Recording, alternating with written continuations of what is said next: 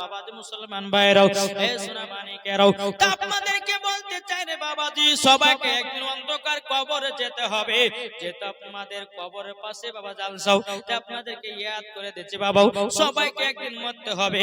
আমার আল্লাহ পাক আল্লাহ তাআলা বলতেছে, ও বান্দা বান্দিরা, তোমরা দুনিয়াতে অল্প হায়াত পাওয়ার পর তোমরা দুনিয়াতে কত রকমের গুনার কাজ করলাও, কত রকমের তোমাদের রক্তের গরম দেখালাও। আল্লাহ বলছে বান্দা, তোমাকে একদিন কবরে আসতে হবে। কোন কবরের মাপ নাই, কবর সবার জন্য অপেক্ষা করতেছে। বাবাজি মুসলমান ভাইরাও, আমার আল্লাহ পাক আল্লাহ তাআলা বলতেছে, ও বান্দা বান্দিরা, মানুষের যখন মরণের টাইম হয় বাবাজি, চারজন ফেরেশতা তার কাছে সব সময় থাকে। কজন ফেরেশতা? আপনাদেরকে বললাম না যে রুচি কিভাবে আমাদের আসে। জি, একজন মানুষ যখন মৃত্যুর সঙ্গে যখন পাঞ্জা লড়ে, তো ওই মৃত্যু ব্যক্তির কাছে একটা না দুটো না চারটা ফেরেশতা তার কাছে হাজির হয়। কটা গো? জি, চারটা ফেরেশতা আপনার এক জায়গাতে হাজির হয়। একজন ফেরেশতা বলে, গো আল্লাহর ফেরেশতা, কি ব্যাপার আপনার এই জায়গাতে দাঁড়িয়ে কেন? তখন একজন ফেরেশতা বলে, গো আল্লাহর নেক বান্দা, আপনার নিঃশ্বাসকে বন্ধ করা হয়েছে। কোন পৃথিবীর কোণা থেকে আপনার নিঃশ্বাস ধরে পাওয়া গেল না, নিঃশ্বাস বন্ধ করা হয়েছে।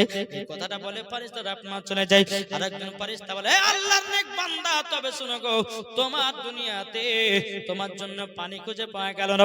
সারা পৃথিবীর জায়গাতে ঘুরলাম, পানি কোন জায়গায় পেলাম না, তোমার জন্য পানিও বন্ধ করা হয়েছে। আর একজন ফেরেশতা আপনার বলে, বলো গো আল্লাহর বান্দা, আপনার দুনিয়াতে কোনো খাবার নাই, খাবারও বন্ধ করা হয়েছে। কোন জায়গাতে খাবার পেলাম না, কোন জায়গাতে খাবার পেলাম না।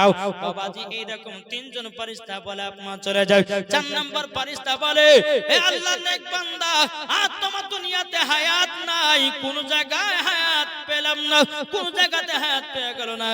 এখন সিদরাতুল মুনতাহা একটা বাবাজি সোনালী কালারের গাছ আছে, ওই গাছটাতে বাবাজি একটা পাতাতে যার নাম লেখা থাকবে, ওই পাতাটা ঝরে পড়ে যায়, তখনই তার মরণের টাইম হয়ে যায়।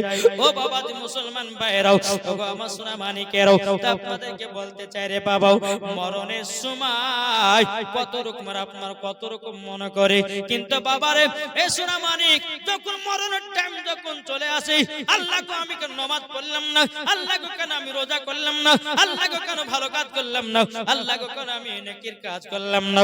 মরণের সময়তে বাবা সবাই তখন বুঝতে পারে, কবরে যখন যায় তখন আরো বুঝতে পারে। তাই যুবক ভাইরা আপনাদেরকে বলতে চাই, আপনারা নামাজ পড়েন 5 ওয়াক্ত, কে কে একটু হাত তুলে দেখেন। সমস্ত তিনার উম্মতদেরকে ডাকলেন, ডাকার পরে বলছে, এই উম্মতেরা শোনো, বনি ইসরাইল কওমের যারা মানুষ ছিল তাদেরকে বলে, শোনো, তোমরা শনিবারের দিন ইবাদত করতে আসবে আমার কাছে, আল্লাহর ইবাদত করব, শনিবারের দিন কেউ মাছ ধরতে যাবে না। কিছু কিছু ব্যক্তি মানলো, কিছু কিছু ব্যক্তি মানলো না। বাবাজি এক সপ্তাহ তারা মাছ ধরলো, তারপর সপ্তাহে আবার দাউদ আলাইহিস সালাম বললেন যে তোমরা কেউ মাছ ধরতে যেও না শনিবারের দিন, অতপক্ষে শনিবারের দিন কেউ মাছ ধরবে না। আর যত দেখতে শনিবারের দিন বেশি মাছ লাফাচ্ছে, আর মানুষের বদলো বলে শনিবারের দিনে মাছ ধরবো, অন্য দিন ধরবো, কিন্তু শনিবারে ধরবো। হযরত দাউদ আলাইহিস সালাম বললেন, এই বনি ইসরাইল কওমের মানুষেরা শোনো, তোমরা যদি মাছ ধরতে যাও তাহলে তোমাদের একটা শরীরে বিপদ হতে পারে, যা হবে দেখা যাবে। তারা জোর জবরদস্তি আপনার মাছ ধরতে গেছে শনিবারে, বাবা যে মাছটা ধরেছে বাজারে বিক্রি করে অনেক টাকা পয়সা লাভবান করেছে, রাত্রে বেলা আপনার বিছানায় ঘুমিয়ে গেছে, সবাই বান্দর হয়ে গেছে। বান্দর বান্দর, তাহলে আল্লাহর হুকুমকে মানলো না, তার জন্য কি হলো? বান্দর হয়ে গেল। তা আমি আপনাদেরকে বলছি, নামাজ পড়েন, নামাজ যদি না পড়েন তো বাড়িতে বরকত হবে না, নবীর আশিক হতে পারবেন না। যে আল্লাহর হুকুম মানুন, আমরা যে কথাগুলো বলছি আমাদেরকে বানানো কথা, কি গো বানানো কথা? বানানো কথা নয়, আল্লাহর হুকুম, আল্লাহর হুকুম, আল্লাহর পবিত্র কোরআনের হুকুম। তাই আপনাদেরকে বলতে চাই, বাবা দিন থাকতে রাস্তা খোঁজো, যদি মরে যাও আর রাস্তা খুঁজে পাবে না।